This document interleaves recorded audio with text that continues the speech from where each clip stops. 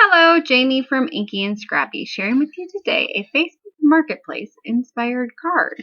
It was a honeycomb sun catcher, and I thought it would translate beautifully into a card front or a card. I am starting here with the Tim Holtz drip edge die and just coloring in for some added depth and dimension there, and I'm trying to decide if white or black would look better, and I decided that the black definitely gives it more of a pop. And I wanted an inside view of my card, so I did die cut one of those from the front. I just kind of lined it up where I thought I wanted it and then made sure it was parallel or straight to the top edge. And then I am just going in here and adding in all of my cut pieces, and I just used scraps. So I shot my stash for whatever I had in yellow pattern paper scraps. Some of them are Lawn Fawn, some of them are, I don't even know, Echo Park paper maybe, and one is a gel print I did a while back, and then there's some various glitter cardstocks and some gold, like a gold metallic cardstock in there. And then I'm adding the drips along whatever is going to be my bottom edge on my honeycomb here. And I didn't want it to be symmetrical, so I kind of wanted to be that asymmetrical, just an odd shape. And then just going from there. And then I'm going to figure out where I wanted that inside drip. And to make that inside drip be as big as I needed it to be, I went with the bigger honeycomb for the inside. Here I am just trying to figure out where I need to cut the hole on my front card panel. And because I added foam squares behind 3 of those honeycomb pieces, I couldn't run it through the die cut machine. And I figured I wasn't going to be straight on with my die cut there, like 100% in the right spot. So I just went with one that was the next size up to make sure that I had a little bit of wiggle room there. I added Big Momma foam tape to the back of this panel to give it a little bit of a raised, not a whole lot because it's fairly thin foam tape, but just a little bit of a pop up from the card base here. And then using my MISTI to square it on the front of the card. And then here I'm going to figure out where the placement on that inside one is going to be. So I just took a couple of extra of the pieces of cardstock I had out, and then I just die cut them using a much bigger hexagon. From the hexagons I used were from the WaffleFlower hexagon nesting dies.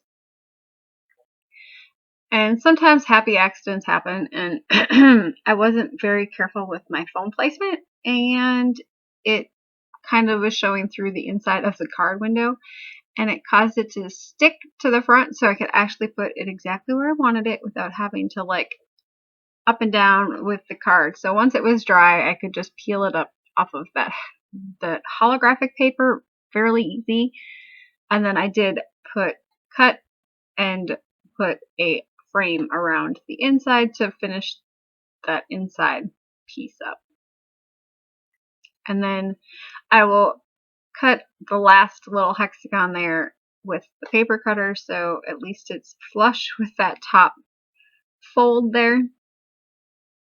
And then I decided to put my last drip here on the front of the card, so each of the bottom layer has a drip of honey.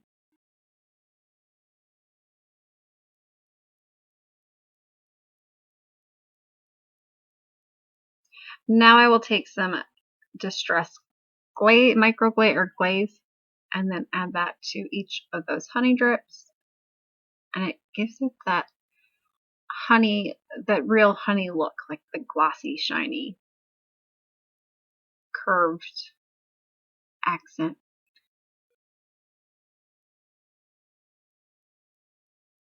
And then I didn't go back in and pop any of the bubbles that were left. I think I had like 3 bubbles that are in the honey drips, and they just kind of add to that real honey look. I am using a stamp set from Honeybee Stamps, the Just Because set, for my bees here.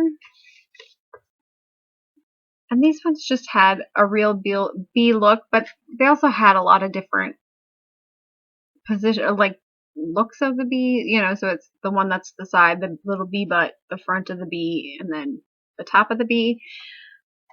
I could have used like a Lawn Fawn die. I think there's a die cut bee in one of the meadow backdrop die cuts or die panels, and or there's a bee in one of the other sets I have for some odd reason. But I could have done die cut bees. Those would look cute too, or even their little honeybee. Any kind of bee would have worked. And then I'm just laying this out here trying to figure out placement, and then I will pop up 3 of the bees with some foam tape to give it those added dimension. And then the 2 that I didn't pop up with foam tape, I didn't put glue underneath their wings, so I could just fluff them a little bit.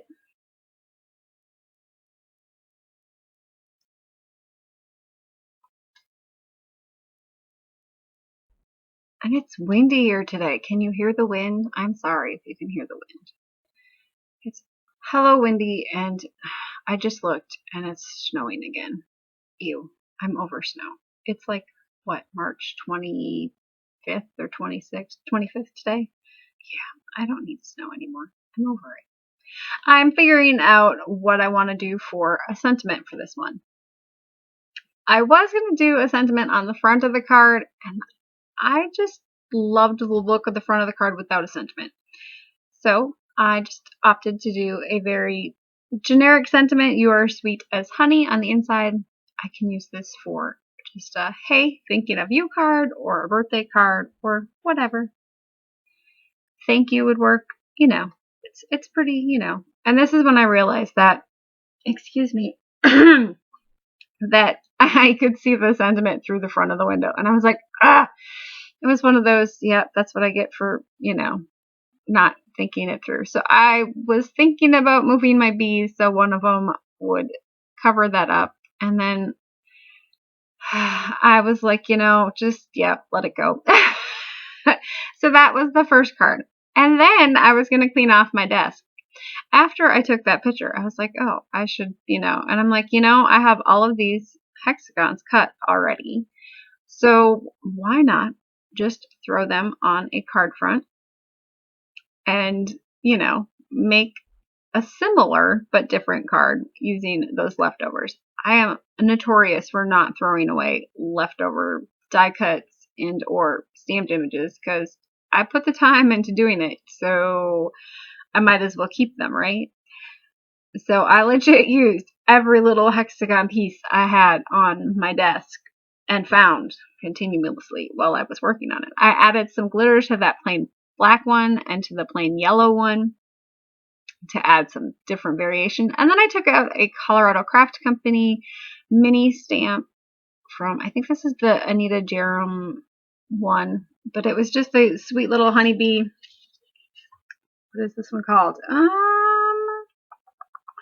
BU Mini. And it's just a sweet little bee on top of a flower. Very simple, very easy to color. And then I went in with the yellows and stuff that I had. I will have the colors popped up on the screen here in a little bit. I added in a YR to my, a YR24 to my pollen, or my, whatever that part of the flower is. I can't think of it at the moment. And then I just came in with some C1 and some C00 to make my white flower have some, I guess, some color or shading. And then adding glitter to the wings again. And then I used that light blue marker for the wings as well as the one before. And so I decided that it needed like a stem to the flower. And it's probably why I haven't used the stamp set yet, because I was like, there's no, you know, like you can use it. I just was like, well, it's gonna sit out here without a stem. So I decided the sentiment or the words on the front could be the stem. So I ended up using a portion of the stamp from the first stamp set that I used from the Honeybee stamps, just because that I just partially stamped the one sentiment, so it just says be happy. And then a day without a friend is a pot without a single drop of honey inside. Winnie the Pooh for the inside sentiment. And then I just used that stamp again to stamp the image from the front to the inside.